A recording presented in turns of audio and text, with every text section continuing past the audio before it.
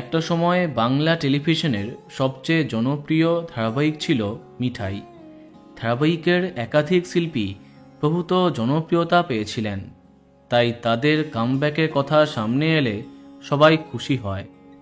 এবার স্টার জলসার নতুন আপকামিং ধারাবাহিকে আসছেন মিঠাইয়ের প্রধান তারকা। চলো জানা যাক সবটা। সম্প্রতি আমরা জেনেছি স্টার জলসায় আসছে স্টার ট্র্যাক প্রোডাকশনের নতুন গল্প বুলেট সরোজিনী। ইতিমধ্যে ধারাবাহিকের প্রথম ঝলক দেখে নিয়েছে দর্শক।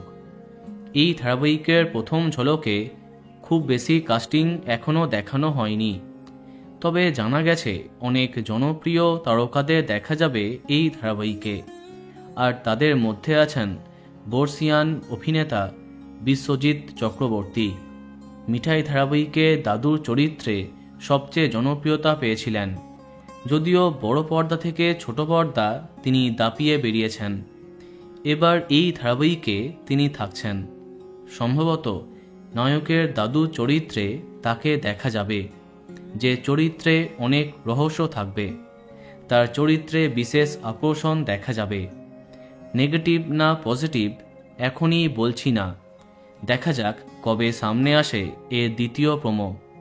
তো বন্ধুরা, কে কে এক্সাইটেড কমেন্টে জানাতে পারো।